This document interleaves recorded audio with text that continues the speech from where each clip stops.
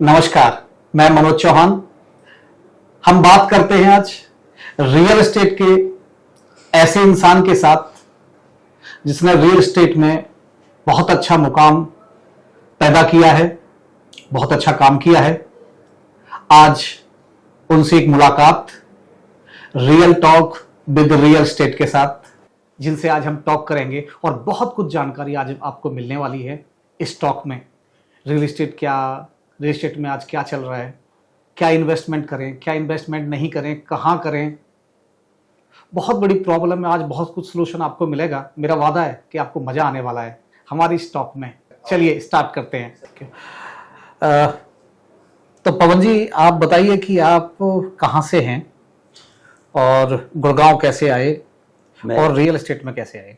मैं कासगंज से आया था। हाँ। और मैं कुछ और काम के लिए आया था रियल एस्टेट अच्छा। में। हाँ। और मैंने फिर मिस्टर मनोज जी से मुलाकात हुई आपसे। और फिर उसके बाद मैंने कुछ यहाँ पे एरिया के बारे में नॉलेज ली। फिर मैंने रियल एस्टेट में एंट्री कर दी। रियल एस्टेट में रीसेल, रेंटिंग और फ्रेश बुकिंग का भी मैंने नॉलेज लिया। फिर धीरे धीरे मेरे को नॉलेज होने के बाद फिर मैंने अपना खुद का काम शुरू किया। और शुरू करने के बाद फिर अपने साथ स्टाफ को भी लिया साथ में। स्टाफ लेके फिर मैंने बहुत सारे डील कराई लोगों के साथ, मैंने बहुत सारी काम किए। और फिर आज मैं उस मुकाम पे हूँ कि मैंने अब जो ज़रूरत की चीज़ें थी, जो मेरी ख्वाहिशें थी, वो मैंने अचीव करी हैं। Very good. और आज अच्छे तरीके से मेरा काम रनिंग में है और चल भी रहा है। वेरी गुड, बहुत बढ़िया। तो पवन जी, अभी आप रियल एस्टेट में क्या क्या सर्विस दे रहे हैं क्लाइंट को? अभी हम रेंट, रीसेल हाँ, और फ्रेश का भी, फ्रेश बुकिंग का भी कर रहे हैं। बहुत बढ़िया। हाँ, बहुत बढ़िया। इसके तो रेंट अलावा और रीसेल का आप किन किन सेक्टरों में आप काम देख रहे हैं अभी आप? सेक्टर 49, 50 और एक्सटेंशन रोड, हाँ, सोना रोड, हाँ, ये नियर बाई। तो ये 4-5 सेक्टरों में और एक्सटेंशन रोड पे खास करके आप ये रीसेल का काम देख रहे हैं, रेंट और रीसेल का। हाँ, और नई बुकिंग में भी आप काम कर न्यू रहे हैं? बुकिंग में अपना ये SPR रोड, न्यू गुड़गांव, अच्छा, द्वारका एक्सप्रेस बहुत वे। बढ़िया, बहुत बढ़िया। अब मुझे बताइए कि रेंट में क्या पिछले कुछ सालों में, हम बात करें कि 2-3 साल पहले लॉकडाउन के बाद और लॉकडाउन के अब, करीब इन 3 सालों में रेंट में कोई इजाफा हुआ है, कुछ बढ़त हुई है? हाँ, रेंट में लगभग जो रेंट 20,000 रुपये था, आज के टाइम में वो लगभग 30,000 के करीब पहुंच रहा है। मतलब जो 20,000 रुपये प्रॉपर्टी मिलती थी, आप कह रहे हैं कि वो 30,000 रुपये मिलती है? मिल रही है। मतलब 10 करीब 1.5 गुना रेंट बढ़ गया है। बढ़ गया, रेट बढ़ गया। इतना इजाफा हुआ है रेंट में? हर सोसाइटी में, हर सेक्टर में इतना हुआ है, रेट बढ़ा है। अच्छा, एक चीज और बताइए, बहुत बढ़िया, एक चीज और बताइए कि जो घर 3 बेडरूम 3 साल पहले और 3 साल बाद अभी वही घर क्या वैल्यू करता है? कितनी वैल्यू और ऐड हो गई है, या डाउन हुए या बढ़ गई है? बहुत ज्यादा बढ़ा है रेट। उस टाइम पे जो घर 1 CR के अंडर में थे, वो आज लगभग 1.5 के आसपास पहुंच गए। मतलब 1 करोड़ की प्रॉपर्टी अभी 1.5 की हो गई है? एक से अंदर ही मिल जाता, 90-95 का था। मतलब 90-95 की प्रॉपर्टी अभी 1.5 की मिल रही है। 1.5 तो की मिल रही है। मैं ये सोचूं कि लगभग डबल पैसे हो गए। हाँ, लगभग डबल पैसे हो गए। हाँ, बिल्कुल। तो इसका मतलब रियल एस्टेट ग्रो कर रहा है। ग्रो कर रहा है रियल एस्टेट। और हाँ, अपार्टमेंट, बिल्डर फ्लोर, सबका रेट बढ़ा है। सबका ही रेट बढ़ा है। सबका रेट बढ़ा है। और इसके अलावा भी मतलब न्यू बुकिंग में भी रेट बढ़ रहे हैं रियल एस्टेट में। प्लॉट का तो डबल से भी ज़्यादा। जो प्लॉट लाख रुपए का रेट था, उसका 2.5 लाख रुपए हो गया आज। मतलब आप कहना चाहते हैं कि रेजिडेंशियल में बिल्डर फ्लोर और अपार्टमेंट के तो लगभग 1.5 गुना रेट बढ़ गए हैं। हाँ, और प्लॉटों के 2 गुना 2.5 गुना हो गए हैं। बिल्कुल। और प्लॉट मिल नहीं रहे हैं। हाँ, प्लॉट अवेलेबल ही नहीं है। प्लॉट अवेलेबल भी नहीं है, नहीं। खास करके 200-250 गज के तो हाँ, उसकी तो बहुत ज्यादा डिमांड होती है। अवेलेबल हैं तो उधर सेक्टर 67 साइड, हाँ। या फिर उधर न्यू गुड़गांव साइड, हाँ। उस तरफ अवेलेबल हैं, क्योंकि वहाँ पे अभी बसावट नहीं है। कम बसावट है। हाँ, तो इसलिए वहाँ पे मिल रहे हैं। लेकिन वो भी उस टाइम पे आधे रेट से भी कम में थे। आज रेट वहाँ भी बढ़ गए। तो रियल एस्टेट इसका मतलब बूम किया है। रियल एस्टेट काफी बूम मतलब 1.5 गुना और 2 गुना और 2.5 गुना का, मतलब 1.5 से 2 गुना के आसपास का रेट बढ़ गया है। रेट बढ़ गए। राइट। बहुत बढ़िया। अब मुझे ये बताइए कि अगर किसी के पास 2-2.5 करोड़ का बजट है, तो वो बिल्डर फ्लोर ले या अपार्टमेंट ले, वो क्या करे? मतलब कि उसको घर चाहिए, 3 बेडरूम चाहिए, 3 बेडरूम, अब 2-2.5 करोड़ रुपए में कोई 3 बेडरूम लेना चाहते हैं, कहाँ जाए? बड़ी समस्या है आज के टाइम वो में। 2 तरीकों से कर सकता है उसकी, जैसे एक तो बजट मैटर करता है कि उसका बजट क्या है, दूसरा उसका रिक्वायरमेंट कहाँ फिल हो रहा है, जैसे उसके एक एज का भी फैक्टर होता है। जैसे कुछ लोगों का ओल्ड एज होते हैं, वो लो राइज में ज़्यादा कंफर्टेबल होते हैं क्योंकि इजी टू कनेक्ट होते हैं, मार्केट भी वॉकिंग करके चले गए, मिल गए। अपार्टमेंट में क्या है कि बहुत सारा आने जाने में डिस्टर्बेशन होता है, जाओ गाड़ी बेसमेंट से निकालो और फिर बाहर आओ, तो उनके लिए थोड़ा दिक्कत होती है। और दूसरा, जिसके पास छोटे बच्चे होते हैं, छोटे बच्चे जिसके पास होते हैं, वो सोसाइटी में बहुत सारी फैसिलिटी मिल जाती है। क्लब में आपका बच्चों के किड्स रूम होते हैं और झूले वूले होते हैं, ये बहुत सारी चीज़ें मिल जाती हैं। तो अपार्टमेंट में, हाँ, बच्चे जिसके साथ बच्चे हैं, यंग लोग हैं, उनके लिए अपार्टमेंट ज़्यादा मैटर करता है। तो हर किसी की एक रिक्वायरमेंट होती है, उस हिसाब से वो कुछ भी ले सकता है बिल्डर फ्लोर, या वो उसके हिसाब से वो कर सकता है।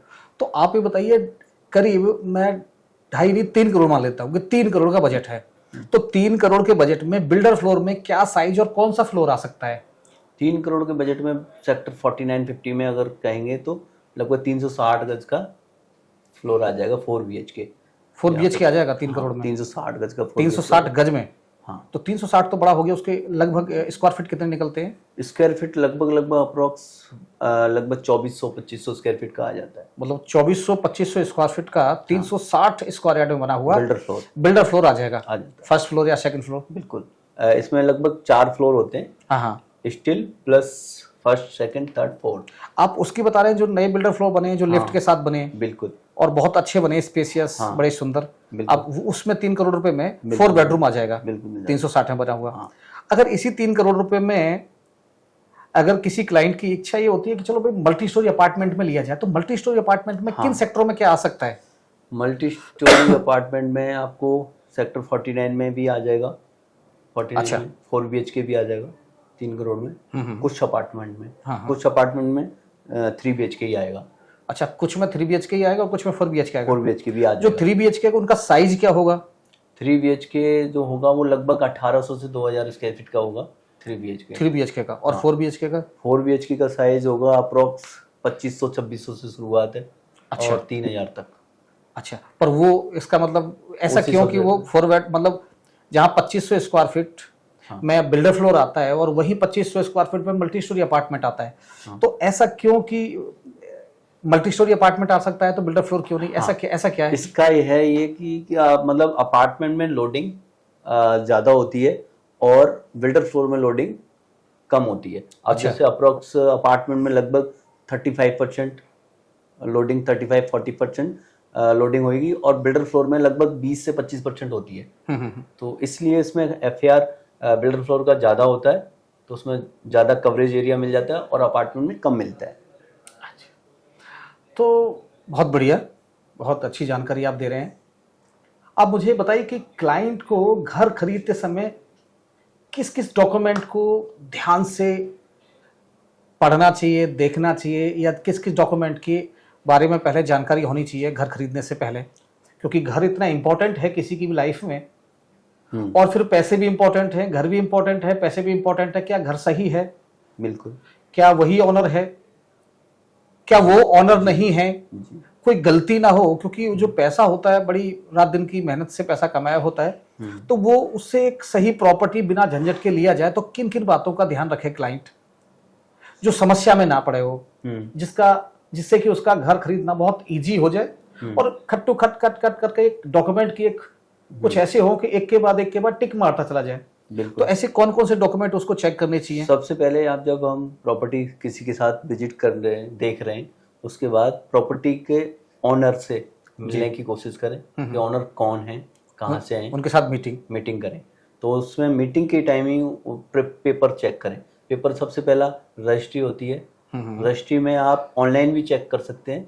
और अच्छा, ऑनलाइन सुविधा है? हाँ, ऑनलाइन सुविधा है। ऑनलाइन में एक नंबर होता है, रजिस्ट्री के ऊपर जो नंबर होता है, रजिस्ट्री के ऊपर नंबर होता है, बशिका नंबर बोलते हैं उसको। हाँ हाँ वो आप तहसील में जाके भी चेक करा सकते हो, कहीं से भी चेक करा सकते हो। दूसरा, इसके बाद इनके एक चेन होती है, जैसे मैंने प्रॉपर्टी ली, आपने आपको फिर बेच दी, फिर आपने किसी और को बेच दी, तो एक चेन होती है। तो एक कन्वेंस डीड, फिर सेल डीड, ऐसे काफ़ी सारे होते हैं। तो ये पूरा चेक करना पड़ेगा आपको।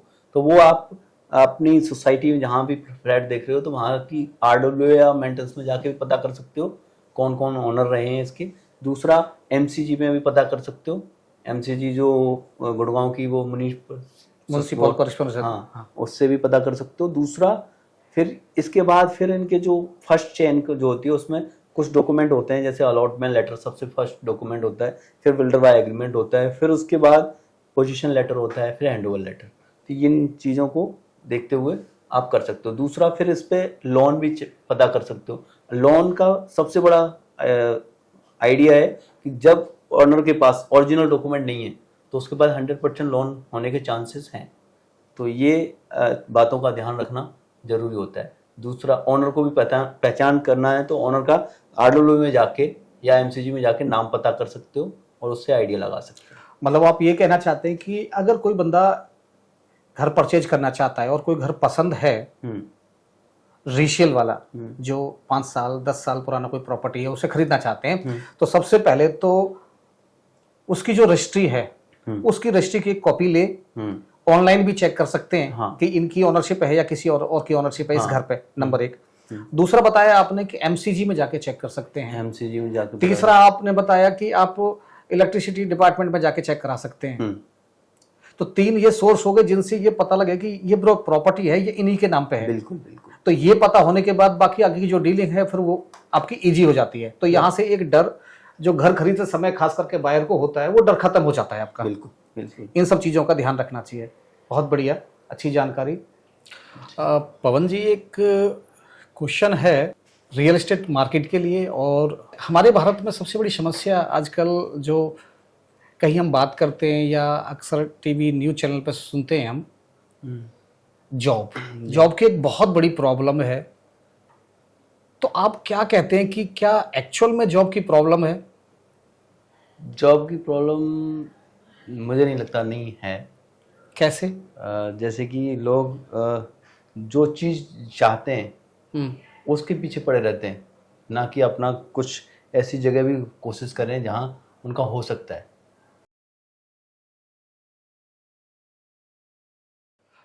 पवन जी, आपसे एक मेरा सवाल है कि अक्सर हम टीवी पर देखते हैं कि हिंदुस्तान में, इस पूरे भारतवर्ष में एक बहुत बड़ा मुद्दा है जॉब का, कि जॉब नहीं है। खास करके यंगस्टर ये बोलते हैं कि जॉब नहीं है, जॉब नहीं है, जॉब नहीं है, जॉब नहीं है। तो आपको क्या कहना है कि क्या वाकई जॉब नहीं है? जॉब गुड़गांव में इतनी ज़्यादा रिक्वायरमेंट है लोगों को जॉब के लिए। मतलब हमारे कोई देख लीजिए, मेरे को भी लगभग 10 से 15 लोगों की ज़रूरत है। हाँ, जो कि मेरे को नीड है रियल एस्टेट में ही फील्ड में, और मेरे जैसे लगभग 500 लोगों को भी लोगों की ज़रूरत है जो रियल एस्टेट में है, जिनको नीड है। मतलब आप ये कहना चाहते हैं कि आप जैसे 500 लोग और भी हैं, हाँ, जिनको 10-10, 15-15, 20-20 लोगों की नीड है। तो अगर 500 लोगों को अगर हम बात करते हैं कि एक बंदे के पास अगर एक की नीड होती है तो 500 लोगों की, बिल्कुल, और 20 है, अगर 20 लोगों की वैकेंसी भी लोगों के पास है तो करीब करीब ये तो बहुत बड़ा आंकड़ा हो जाता है जॉब का। बिल्कुल। पर हिंदुस्तान में तो ये अक्सर हमने सुना है कि जॉब नहीं है।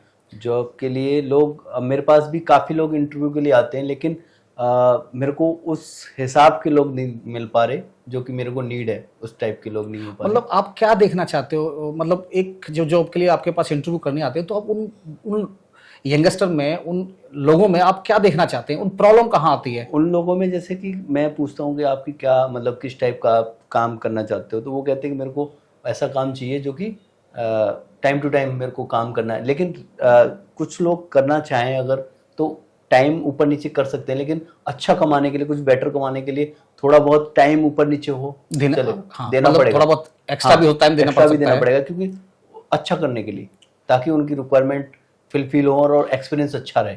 मतलब सब लोग, आप जो कहना चाहते हैं कि 10 से 6 की जॉब चाहते हैं। हाँ, 10 से 6। सीखना नहीं चाहते। उनको चाहिए कि मतलब आपको एक काम सौंप दिया, वो काम करना है, उतने टाइम में, और जैसे ही 6 बजे निकल जाना है।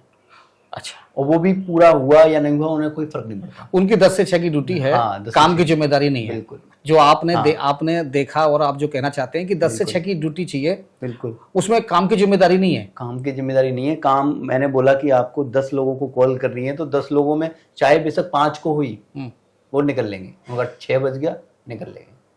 ये सारी मतलब जिम्मेदारी, आप ये कहना चाहते हैं कि लोगों को अपने काम के प्रति जिम्मेदारी नहीं है। हाँ, काम को मतलब पूरा करना नहीं है, उनको टाइम देखना है। 6 बज गया, निकल लेना। टाइम उनके लिए प्रायोरिटी है, काम नहीं। काम नहीं। और इसी वजह से शायद कुछ दिनों में या कुछ महीनों में, 1-2 महीने में वो लोग फिर चले जाते हैं। चले जाते हैं। जैसे आप काम की हाँ, बात करते हैं तो बिल्कुल। अब पवन जी, अब अगर आप जॉब दे रहे हैं किसी को, या किसी को आप पैसे दे रहे हैं, तो पैसे के बदले में तो आप काम लोगे ही लोगे, तो गलत नहीं कर रहे। काम लेना भी है और दूसरा सिखा भी रहे हैं। अच्छा, सिखा भी रहे हैं आप। बिल्कुल, उनको बताते हैं कि भाई साहब ये ऐसे करना है, दूसरा और कैसे बेटर कर सकते हैं। तो उसके साथ हम भी अपना टाइम दे रहे हैं। फिर उसके बाद 2-3 महीने तक उनके पीछे पड़े हैं, उनको एक्सपर्ट बनाने की कोशिश कर रहे हैं। फिर भी उनको समझ में नहीं आ रहा और वो निकल लेते हैं। तो आप ये कहना चाहते हैं कि रियल एस्टेट में एक सबसे बड़ी प्रॉब्लम है कि रियल एस्टेट में आपको फ्रेशर लोग मिलते हैं, फ्रेशर लोग मिलते हैं, जिसमें आपको 2 से 3 महीने पैसे देके सिखाना पड़ता है, और उसके बावजूद भी वो लोग सीख के आधा अधूरा निकल जाते हैं, रुकते नहीं है, जमते नहीं है, काम नहीं करते। यही कारण होता है। बिल्कुल। तो फिर आपकी समस्या और बढ़ जाती है कि पहले कुछ लोगों को आप हायर करें, फिर उनको सिखाएं, साथ में पैसे दें, पैसा देने के बाद फिर वो निकल जाते हैं, फिर अगले लोगों को हायर करें। तो ये आपकी सबसे बड़ी समस्या होगी। बिल्कुल। और मुझे ऐसा लग रहा है कि ये समस्या शायद आपकी नहीं, ये पूरे रियल एस्टेट की शायद यही समस्या है। बिल्कुल, बिल्कुल ऐसा ही है। ये सबसे बड़ी समस्या है। हाँ, और फिर ऐसा भी है, जैसे मान लो कोई किसी को हमने ट्रेंड भी कर दिया, काम कर भी रहा है, अगर हमने उसको थोड़ा सा भी बोला कि आप ये जिम्मेदारी भी संभालो, तो वो बोलता है नहीं मेरा तो यही काम है। एक्स्ट्रा करने के लिए बोलोगे ना, जैसे मान लो आप साइट विजिट कराने का काम सौंप दिया उनको, आपने बोला कि उनको कॉल करने के लिए भी बोल दो कि आप कॉल भी कर लो, इसको कर लो, ताकि आपको मतलब फ्री टाइम है, अब विजिट नहीं है तो विजिट ही कराएंगे, नहीं कॉलिंग नहीं करनी। तो ये भी, इससे भी उनको फायदा होने वाला है। ताकि मैंने ये भी बोला कि करो, लेकिन वो फिर हो जाते हैं ना ज़्यादा एक्सपर्ट, फिर वो अपना कहीं और ऑफर आ जाते हैं या कहीं आते हैं, तो वो नहीं सक्सेस हो पाते। फिर वो अपनी कहीं और इंटरव्यू दे रहे होते हैं, कहीं कुछ हो रहा होता है, ऐसे चलता है। तो एक तो आप कहते हैं कि ट्रेनिंग, बिना ट्रेनिंग के जो लोग रियल एस्टेट में जॉब करते हैं, तो उससे जो कंपनियां उनको जॉब देती है उनको बड़ी प्रॉब्लम आती है कि सिखाओ, पैसे दो, ट्रेंड करो, और फिर वो आधे अधूरे ज्ञान के साथ निकल जाते हैं।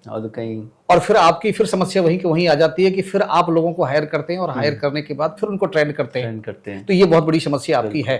पर आप इस बात पे आप सेटिस्फाई नहीं है कि जॉब नहीं है। नहीं है, आप ये कहते हैं कि जॉब की कमी नहीं है, कमी नहीं है, करने वाले की कमी है। बिल्कुल।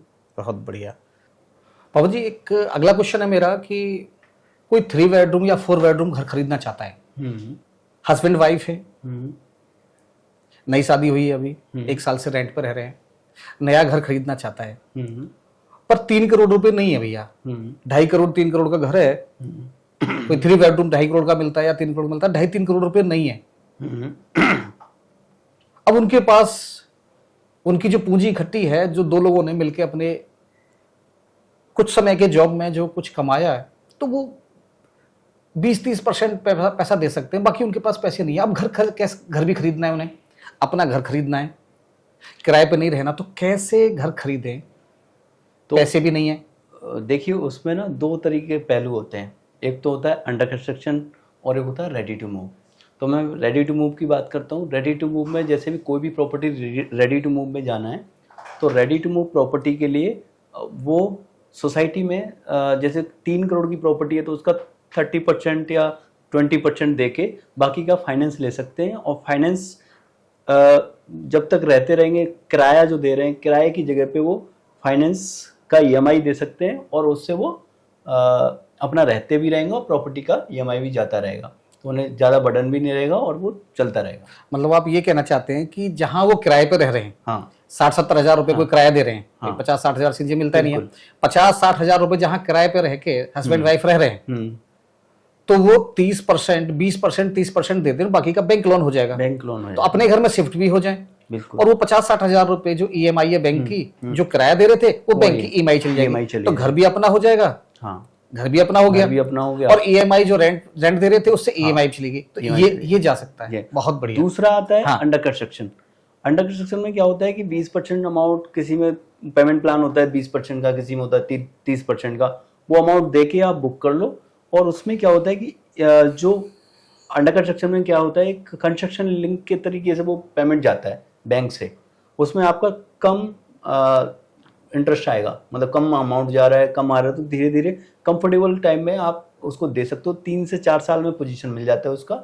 तो उससे क्या है कि जो आपने 20% या 30% दे के बुक करा, वो आज के रेट में, मान लो कोई भी रेट फिक्स हुआ 15,000 रुपये पर स्क्वायर फीट या जो भी, उसके बाद जब वो बन के तैयार होगा 3.5-4 साल बाद, तब तक उसका वैल्यू लगभग 20-22 तक पहुंच जाएगा। तो एक तो वो प्रॉफिट। दूसरा लोन का अगर मैं बात करता हूं तो उसमें सिर्फ इंटरेस्ट जाता है, कैपिटल अमाउंट नहीं जाता। उसमें सिर्फ इंटरेस्ट मुश्किल से मेरे को लगता है 10-12 लाख रुपए, या मैक्सिमम जितना भी लोन होगा उसके हिसाब से, तो 10-12 लाख रुपए में वो प्रॉफिट ले सकता है। लगभग 70-80 लाख रुपए का प्रॉफिट हो सकता है। मतलब आप ये कहना चाहते हैं कि जो बुकिंग चलती है, जैसे खासकर बिल्डरों की स्कीम होती है कि 20% दो और 80% का आपको लोन हो जाएगा, जब तक घर बनेगा तब तक आपको ईएमआई नहीं देनी। हाँ। अक्सर बिल्डरों की ये स्कीम आती है, बिल्डरों की होती है। तो तब तक उसने 20% दे भी दिया और 80% के लिए लोन भी ले लिया। तो जब तक घर उसके पास मिलेगा तब तक उसकी ईएमआई भी नहीं हो रही। हाँ। घर जैसे बनकर तैयार होगा तो वो पोजीशन लेगा, और पोजीशन के टाइम पे 2 ऑप्शन आ जाते हैं। हाँ। या तो आप घर में रहना स्टार्ट कर दे तो ईएमआई स्टार्ट हो जाएगी, कर सकते हैं, या फिर सेल कर सकता है। तो जो चीज मान लो कि 2000 स्क्वायर फीट ले लिया, बिल्कुल। अब 2000 स्क्वायर फीट में अगर 5,000 रुपए पर स्क्वायर फीट का बेनिफिट हुआ, हाँ। तो 1 करोड़ का बेनिफिट हो जाता है। 1 करोड़ का बेनिफिट हो तो जाता है। बीच में आपने 20% देने के बाद 1 करोड़ का, खाली 20% पे 1 करोड़ रुपए कमा सकता है। हाँ। ये ऑप्शन है। और वो भी है ना, अंडर कंस्ट्रक्शन में आपका पूरा अमाउंट एक साथ नहीं जाता। जो भी आप मान के चलो 3 करोड़ की प्रॉपर्टी ली, तो आपका धीरे धीरे जाएगा। कभी 10% ले लिया, कभी 7% ले लिया, तो उस पर आपको इंटरेस्ट अमाउंट जाएगा। मतलब ईएमआई पूरी नहीं जाती, जो उसमें कैपिटल अमाउंट भी इंक्लूड नहीं होता। अगर किसी के पास स्कीम नहीं है तो, किसी बिल्डर के पास अगर स्कीम नहीं है कि जब तक आपका प्रॉपर्टी बनकर तैयार होगी जब तक इंटरेस्ट नहीं देना, अगर किसी दूसरे बिल्डर के पास, अगर किसी के पास ये स्कीम नहीं है, तो भी जो आपकी 3 साल में जो प्रॉपर्टी बनेगी, मतलब 30%, 40% जो पेमेंट जाएगी, वो छोटी छोटी ईएमआई में आपकी ईएमआई जाएगी। बैंक भी डिस्बर्समेंट उसको उतना ही करता है। जैसे मान के चलिए 1 करोड़ का लोन लिया आपने, 1 करोड़ पे मान लो अभी कंस्ट्रक्शन का मतलब बेसमेंट खुदा है, तो वो फर्स्ट पे 10 लाख रुपए लेगा, तो 10 लाख रुपए की ईएमआई बनेगी आपकी। फिर उसके बाद वो 6 महीने बाद फिर 10 लाख ले लिया, तो उस पर 10 लाख का 20 लाख की ईएमआई बनेगी। तो उस हिसाब से आपको जो इंटरेस्ट आता है वो कम आता है। जैसे कि रेडी टू मूव में क्या होता है कि वो फुल अमाउंट का पूरा पैसा एक बार देना पड़ता है। पूरा पैसा, तो उस पर ईएमआई आपको उसी हिसाब से ज्यादा आती है, इंटरेस्ट भी ज्यादा देना पड़ता है। अंडर कंस्ट्रक्शन में कम देना पड़ता है आपको, क्योंकि वो जितना अमाउंट आपका जा रहा है बिल्डर को, उस पर ही ईएमआई आ रही है। तो अंडर कंस्ट्रक्शन में ये भी फायदा होता है रेडी टू मूव के पीछे, पैसा भी कम। हाँ, लेकिन उसमें एक और है कि उसमें आप रेंट पे भी रह रहे हो, उसमें रेंट पे भी रह रहे हो और फिर ईएमआई भी दे रहे हो, तो उसमें कहीं ना कहीं कुछ फायदे और भी हो जाते हैं। तो उसका रेडी टू मूव में और अंडर कंस्ट्रक्शन में दोनों में लगभग बराबर ही होता है। उसकी भी वैल्यू बढ़ती है, लेकिन अंडर कंस्ट्रक्शन से कम बढ़ती है, लेकिन बढ़ता है। तो उसमें आपका कहीं भी लगा सकते हो, लेकिन जो आपकी लोकेशन जो आपको सूट करती है उसके हिसाब से आप कहीं भी रेडी टू मूव या अंडर कंस्ट्रक्शन। आने वाले टाइम में जो आपको सही लगता है कि मान लो एसपीआर गुड़गांव में, एसपीआर पे आप जाना चाहो तो एसपीआर काफ़ी अप्रिशिएशन में आ रहा है, क्योंकि काफ़ी सारे बिल्डर आ गए हैं, अप्रिशिएशन हो रहा है और आने वाले टाइम में होने के चांसेस हैं। तो वहाँ पे लोग अगर आज जो भी 3 करोड़ की प्रॉपर्टी लेंगे, आने वाले टाइम में वो कम से कम मान लो 5-6 करोड़ की हो जाएगी। तो उस टाइम में वो लेना मुश्किल होगा। जो आज रेडी टू मूव देख रहे हैं वो उस टाइम पे रेडी टू मूव देखेंगे तो वो मुश्किल होगा। तो आज लेने से वो आपको 3 करोड़ से आज 3 करोड़ में आ जाएगी। लेकिन अगले 3 साल 5 साल के अंदर, 3 से 5 साल के अंदर हो सकता है कि वही प्रॉपर्टी 5 से 6 करोड़ की हो जाए। बिल्कुल वही ये कहना चाहते हैं। हाँ, रेडी टू मूव वाली जो प्रॉपर्टी है आज के टाइम में, जैसे मान लो आसपास ही जो चल रही है अभी रेडी टू मूव, 3 करोड़ में 3.5 करोड़ में 3 BHK आएगा, वो ज़्यादा से ज़्यादा इंक्रीज करेगा। तो वो 4, 4.5, 5 मैक्सिमम 5 जो ऑलरेडी रनिंग में है, जो ऑलरेडी 1.5 करोड़ के थे, जो 3 करोड़ के हो गए, जो 1.5 करोड़ की पहली बुकिंग थी, जो प्रॉपर्टी अभी 3 करोड़ की हो गई है, तो आप ये कहना चाहते हैं अगर उसको लेते हैं तो 3 करोड़ की 4 करोड़ 4.5 जा सकती है। बिल्कुल। पर ये 3 करोड़ की प्रॉपर्टी खरीदेंगे, नई प्रॉपर्टी है, तो ये डबल हो जाएगी, इसमें कोई दिक्कत नहीं है। यहाँ पे आपको रेंटल बच रहा है और अंडर कंस्ट्रक्शन में आपको रेंटल भी देना पड़ रहा है, ईएमआई भी देनी पड़ रही है, यहाँ पे डबल है, लेकिन एप्रिसिएशन भी आपको डबल है उसकी अपेक्षा। जैसे मान लो रेडी टू मूव में जाओगे तो आपको रेंटल बच रहा है, उसमें आपको रेंटल अंडर कंस्ट्रक्शन में देना पड़ रहा है। तो रेंटल जो आप दे रहे हो, मान लो 3 साल में आपका रेंटल कितना चलाएगा, 50,000 का फ्लैट ले लिया तो 3 साल का मेरे ख्याल से 36 महीने का 18 लाख रुपए, और प्रॉफिट आपको हो रहा है अंडर कंस्ट्रक्शन में लगभग 1 करोड़ रुपए का। तो 20 लाख मान लेते हैं, 20 लाख रुपए का आप अगर आप किराए भी दे रहे हैं, तो इधर आपको 1 करोड़ रुपए का बेनिफिट हो रहा है, तो 80 लाख रुपए का नेट प्रॉफिट हो रहा है। बिल्कुल, जो कि आपने 20% ही पेमेंट दिया है। अगर 3 करोड़ की बात करता हूं और 3 करोड़ का 20%, बिल्कुल, तो 60 लाख रुपए देके आप 80 लाख रुपए का नेट प्रॉफिट कमा रहे हैं। बिल्कुल, ये है, ये कम से कम है, ये कम से कम बता रहे हैं कि इतना कमा सकते हैं। हाँ, तो लेकिन इसमें थोड़ा सा रिस्क भी है। मतलब अंडर कंस्ट्रक्शन में आप जाते हो, 4 साल बोला बिल्डर ने और बाई चांस 6 साल हो गए, तो वो आपको टाइम लग सकता है। लेकिन रेडी टू मूव में आप शेप है, आपको प्रॉपर्टी बहुत बढ़िया मिल रही है। पवन जी, आपसे अगला सवाल है मेरा कि जब नया घर बुक करते हैं, बहुत सारे लोग घर बुक करते हैं, तो क्या बिल्डर को अच्छी तरह से जानना या बिल्डर के बारे में जानना, बिल्डर के बारे में, लोकेशन के बारे में, क्या इन चीज़ों का ध्यान रखना चाहिए, या फिर आप किसी भी बिल्डर का किसी भी लोकेशन पे ले सकते हैं?